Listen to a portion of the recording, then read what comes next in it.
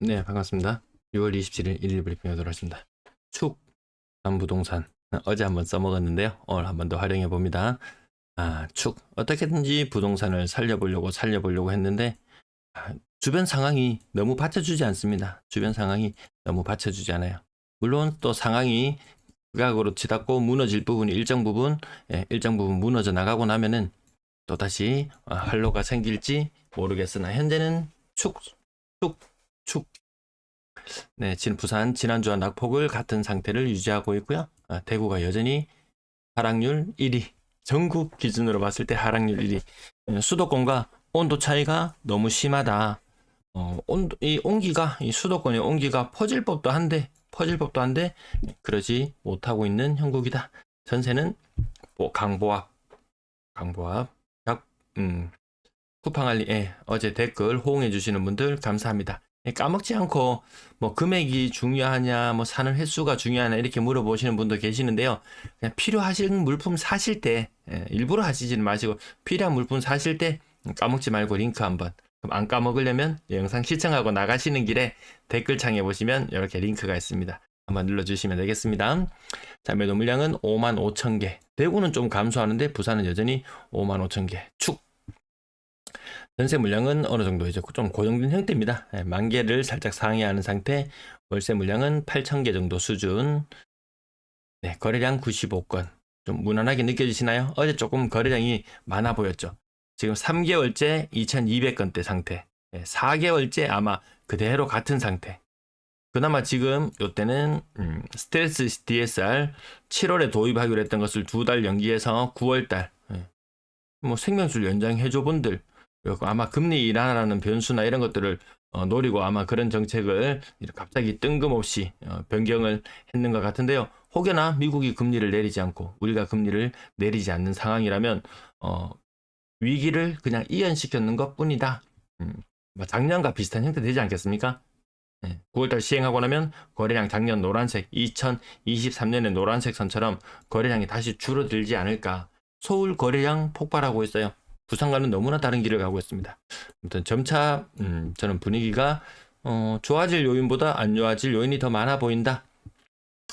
자, 이 상태로 해보면 6월의 거래량도 2200건대 나올 걸로 점쳐집니다. 네, 2200건대 3개월, 3개월째 1, 2, 3 다음 달까지 하면 6월 달까지 포함하면 4개월 정도 그런 모양새고요. 또 막차 수요를 계속 자극하고 있는데 과거에 막차 탔을 때 어땠나요? 몇 년도를 볼까요? 몇 차? 2021년? 21년.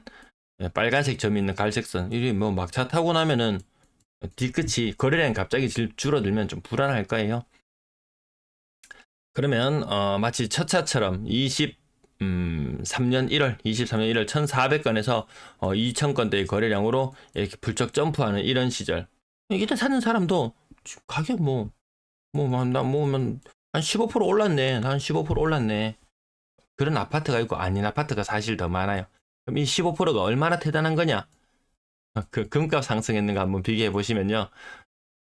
아파트 상승률이 못해요. 전 달러 조금 가지고 있어요. 달러 조금. 정말 조금 가지고 있는데 달러 예금을 넣어놨어요. 1년에 5% 이자. 또 5% 이자. 또 환율이 우리나라 원화가 절하되면서 또 거기서 한 5% 이득을 먹었어요. 이거만 해도 15% 먹었어요. 가만히 예금해 놓고 있어도 아무런 노력을 하지 않아도 지난 2년간 나는 15%를 먹었다. 이 오를까 내릴까 뭐 조마조마 이 투자의 관점을 했을 때 그렇게 좀 위험 부담을 안고 뛰어들었는 투자임에도 불구하고 그중에 옥석 중에서 옥을 가리고 옥 중에 옥을 가렸는 것이 한 15% 정도 상승일 거예요. 부동산으로 재미 보는 시절 지나갔구나. 자, 실거래 가격도 조금씩 이제 내려와 있고요. 실거래 가격 한번 보시면 서울 한번 볼게요. 온도 차이가 서울 320건, 부산 100건. 거래량부터 일단 서울이 압도하고 있고요. 금액별로 거래량 보시면 서울의 고가 아파트들은 90% 이상, 혹은 뭐 신고가가 나오기도 하고요. 뭐 20억, 30억 하는 아파트들 거의 정고점에 다다릅니다. 그럼 서울에 지금 들어가야 될까?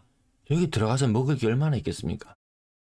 그 고점에 샀던 사람들 팔고 나오고 싶어 하는 사람도 있어요. 근데 고점 가격 90% 도달했어요. 혹은 95% 신고가까지는 아니고 고점과 동일한 지점에 이르렀어요. 그래서 팔았어요. 남는 게 있나요? 금융비용 제하고 나면 손해죠. 신고가도 전고점에서 한 10% 이상 올라줘야지 금융비용 제하고 나면 아마 본전할까 말까 그 정도 수준일 겁니다. 털고 나가는 것도 쉬운 일이 아니다. 그러면 가격 비싼 아파트 말고도 10억대로 내려오면요. 10억 초반대로 내려오면 여전히 20%씩 하락하고 있는 모습들 흔하게 볼 수 있습니다. 고가 아파트 몇 개 흔들기로 난리 난 것처럼 이야기하지만 사실 전고점 회복 못하고 있는 것들이 훨씬 더 많이 있다. 온기가 퍼지질 않아요. 서울에 고가 아파트 신고가 나왔다, 뭐 평당 1억 나왔다, 이렇게 하면은 막 들썩들썩 끓여줘야 되거든요. 없어요. 부산 한번 봅시다. 부산 실거래 가격 91% 이쪽 전고점 대비. 근데 보십시오. 30% 이상, 거의 30%, 20%, 30%, 45%, 30%. 온기가 퍼지질 않아요. 온기가 퍼지려면 돈을 막 살포해야 됩니다. 근데 아까 보셨잖아요. 그 축 상황입니다. 축 상황. 예. 주변 여건이 집값은 올라가고 싶어 하지만 주변 여건이 받쳐주지를 않더라. LG 메트로시티 구축의 대표주자 24년 차. 제가 방송 갓 시작할 때 20년 차 이제 간 넘어가는 그런 상태였는데 금방이거든요. 세월 금방입니다. 고점 대비 40%. 시절이 이러합니다. 또 몇 년 더 방송하고 나면요. 제가 뭐 얼마나 더 방송을 지속할지 있을지는 모르겠지만 몇 년 더 방송하면 지금 뭐 20년 차네요. 뭐 이렇게 이야기하는 것들 금방 30년 차에 근접해 갈 것이고 지금 10년 차 중반 뭐 이런 것들도 금방 20년 차 금방 접어듭니다. 예, 분명히 지금 10년 차 조금 넘어가는 요런 아파트하고 20년 차하고 이 온도 차이는 극명할 거예요. 예, 극명할 겁니다. 내피셜로 들리시나요? 예. 내 나이가 보통 요즘 젊은 사람들 결혼하는 거 보면 남자들 뭐 거의 한 30대 한 중반 다 돼야 결혼 안 합니까? 30대 초중반 평균 결혼 연령이 33세인가 남자 기준으로 아마 그쯤 되지 싶은데요. 내가 33살에 결혼한다고 생각해 봅시다. 33년 됐는 아파트에 살아야 된다. 혹은 한 20년 됐는 아파트에 살아야 된다. 이렇게 그런 측면에서의 온도차를 좀 말씀드리는 겁니다. 3억대 아파트들 좀 구경해 보고요. 그리고 계속 이렇게 빠지는 것들 보면 연식 35% 정도 빠졌다. 그럼 연차를 바로 확인하러 갑니다. 층수 10층 그러면 분명히 둘 중에 하나 걸립니다. 30년 차에 근접해 가는 곳이군요. 이렇게 걸러집니다. 지금도 막 집값이 오를까봐 불안해가지고 막 하시는 분들이 있는데 지난 제가 2년 이상 이 자리에서 떠들면서 대단한 뭐 드라마틱한 가격 뭐 급등 급락 그때는 한 2년 전쯤에는 급락 이야기도 많이 하고 했었는데 그 이후로는 제가 좀 약간 스탠스를 약간 바꿨죠. 급락 급등 없을 것이다. 없을 것이다. 과거처럼 정말 자고 일어나면 막 5천만 원씩 1억씩 오르던 그런 시절 같았으면은 불안해서라도 막 빚을 몇 억씩 내서 살라 그러면은 님의 선택이 그러하니까 막 그러세요라고 이야기했겠지만 지금은 굳이 동작돈이 작으면은 차라리 돈을 몇 년 동안 더 모아서 시드가 조금 더 커진 이후에 빚을 조금 줄여서 하는 게 안 낫겠습니까? 그 극악의 상황들 제가 말씀드리는 부분들 있잖아요. 한창 DSR 그 막타 태우던 그 시절 DSR 40%가 도입되는 이 단계에서 이 막타 태우던 이 시절에 6억짜리 집을 자기 자본 2억을 가지고 4억 빚을 내서 집을 사라고 했다. 막 부동산 유튜버들 난리 다녔습니다. 지금 막차 타야 됩니다. 이보면 2억밖에 없다고요? 4억 대출 내세요. 대출 무서워하지 마세요. 대출 내는 것도 능력입니다. 이렇게 집 샀어요. 이런 사례들이 제법 많이 있었어요. 그래서 집값이 8억으로 오른다고 쳐봅시다. 그럼 자기 자산 2억짜리가 더블이 됩니다. 예. 자기가 10년, 20년 모아가지고 이 만들어 놓은 시드 2억이 그냥 아파트 하나 샀을 뿐인데 내가 20년 동안 노력해서 얻은 수익보다 더 큰 수익을 아파트 구매 한 번으로 얻어낼 수 있다는 이 희망으로 너도 나도 뛰어들었습니다. 근데 너도 나도 다 뛰어들고 나니까 어떻게 됐나요? 집값이 4억으로 바뀌어버렸습니다. 거의 30% 가까이 하락해서 4억으로 바뀌어버렸습니다. 그 결과 어떻게 됐나요? 자기가 20년 동안 쌓아놓은 이 2억이라는 자산이 녹아내려 버렸어요. 내 돈 한 5천만 원 들고 한 3억 대출 내가지고 뭔가를 해보려고 한다? 어림도 없죠. 나 5천만 원, 나 5천만 원 신용 대출 받아가지고 한 5억짜리 5억 5천만 원짜리 아파트, 5.5억짜리 아파트 분양권 요거 맞죠? 계약해가지고 계약금만 내고 있다가 집값이 7억 8억으로 오르잖아요.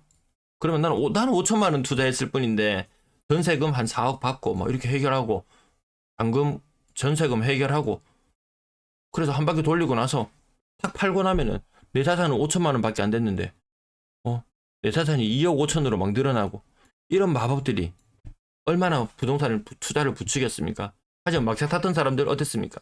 지금도 막차 태우려고 하고 있다. 막차 태우려고 했다. 이 너무 적은 시드로 이렇게 무리할 필요 없다. 이거 진짜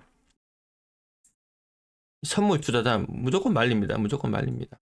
이거 있잖아요. 주식 시장에서 뭐 오르는데 배팅하고 내리는데 배팅하고 이 선물 시장 이거 10배수, 10배수 자기 자산, 자기 자본 10배수 투자하는 방식이잖아요. 이거요. 맞출 수 있어요. 한두 번 맞출 수 있어요. 근데 결국에는 노름판으로 갑니다. 사람의 내가 그렇게 바뀝니다. 오르냐 내리냐 지극히 단순해지면서 이성적인 판단을 못하게 되는 그런 상태에 이르게 되고 결국에는 다 끝이 안 좋더라고요. 네, 뒷부분 여기까지 구군별거리랑 또 오랜만에 한번 가지고 와봤는데요. 드라마틱하게 해수동만 한번 볼까요? 해운대구 3, 4, 5월 거래량 조금 위축되고 있죠. 수영구 위축되고 있죠. 딱 좋았던 시절이 있었지만 동래구는 조금 상황이 났네요. 드라마틱하게 어디 좋은 동네가 딱히 없더라고요. 분양권 미분양 쌓여 나가고 요건 또 다음에 또 더 언급해 드릴게요. 전세 그래 나중에 올라가긴 올라가요. 뒤늦게 신고되는 것도 임대차 3법을 빨리 해야지 제가 이 자료가 정말 쓸만한 자료가 되는데 신고 안 되고 넘어가도 나중에 과태료도 얼마 안 물어도 되니까 약간 허위성 전세 거래도 실제 좀 있기도 하고요.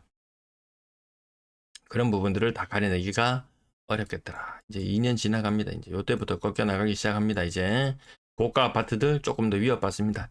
여전히 지금 경매 시장에는 임차권 등기가 되어 있는 그런 물건들이 많이 나와요. 집주인들 배째라 하다가 정말 배째지는 그런 상황까지 몰려가더라고요. 임차인들 전세 사기 워낙 이렇게 떠들어 제끼고 하니까 어떻게 하면 이게 이 돈이 오고 가야 되는 문제에 있어서 돈만 오고 가면 깔끔할 건데 그거 가지고 뭐 임차권 하고 뭐 집주인 압박하고 뭐 이런 이야기를 하는데 선후 관계는 분명히 따져볼 필요는 있을 것 같고요. 그렇다고 뭐 월세 가격이 뭐 급등을 해가지고 뭐 그런 것도 없습니다. 별다른 내용 없네요. 네, 시청 감사합니다.